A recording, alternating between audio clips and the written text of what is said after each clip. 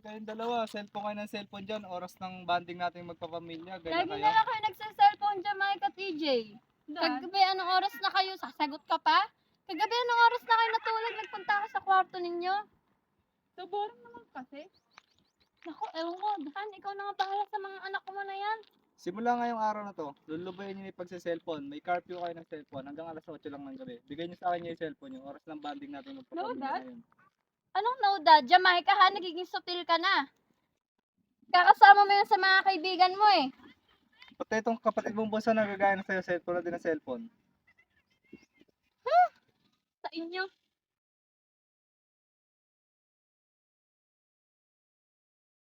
Maglaro tayo sa mga magulang natin. Tara, bunso.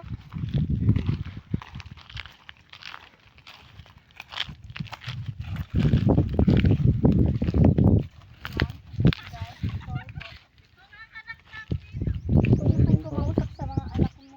Ang sa akin lang naman mga anak, ang gusto ko lang mangyari, huwag kayong cellphone ng cellphone. Tingnan niyo yung mga katawan niyo, nangangayayat na kayo.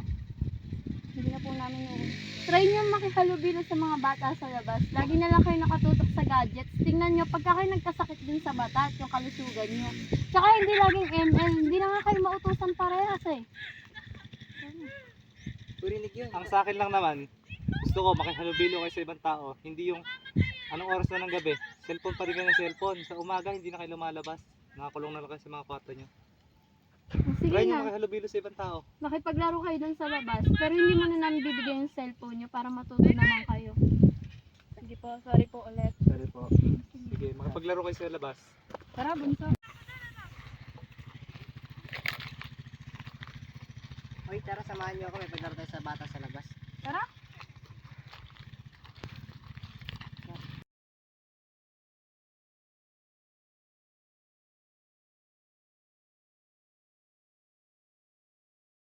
Masaya pala maglaro sa labas. Oo nga eh. Galing niya, no? Oo, ano mga anak, kamusta yung paglalaro niyo sa labas? Ayos naman po, Dad. Yan, ganyan ang gusto ko. Yung nakihalubilo kayo sa ibang tao. Yung hindi yung puro cellphone lang inatupag niyo. Sana ganyan kayo araw-araw. Makihalubilo kayo sa ibang tao. Opo, Dad. Pati na ikaw, Jamaica, makihalubilo kayo sa ibang tao. Tingnan niyo si Gerald, ang lusog-lusog ng katawan.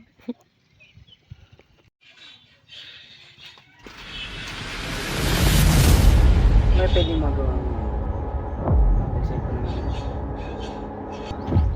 Ang sa akin lang naman mga anak, ang gusto ko lang mangyari, huwag kayong cellphone ng cellphone. Tingnan niyo yung mga katawan niyo, nangangayayat na kayo. Hindi na po namin yun. Try nyo makihalubilo sa mga bata sa labas. Lagi na lang kayo nakatutok sa gadgets. Tingnan nyo, pagka kayo nagkasakit din sa mata at yung kalusugan nyo. Tsaka hindi laging ML. Hindi na nga kayo mautusan parehas eh. Ang sa akin lang naman, gusto ko makihalubilo kayo sa ibang tao, hindi yung anong oras na ng gabi, cellphone pa rin kayo ng cellphone. Sa umaga, hindi na kayo lumalabas. Nakakulong na lang kayo sa mga kwarto nyo. Sige Try nyo na, makihalubilo sa ibang tao. makipaglaro kayo dun sa labas. Pero hindi mo na namin bibigay yung cellphone nyo para matuto naman kayo. Sige po, sorry po ulit. Sorry po. Sige.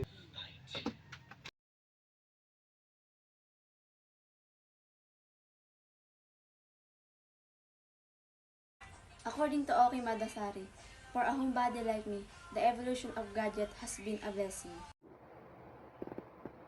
According to Robin, cell phones, mobile email, and all the other cool and sleek gadgets can cause massive losses in our creative output and overall productivity. According to Prince, all these computers and digital gadgets are no good. They fill your hand with numbers and that can be good for you. Gadgets are like weapons. They are there to make your life easier, but in the wrong hands, they can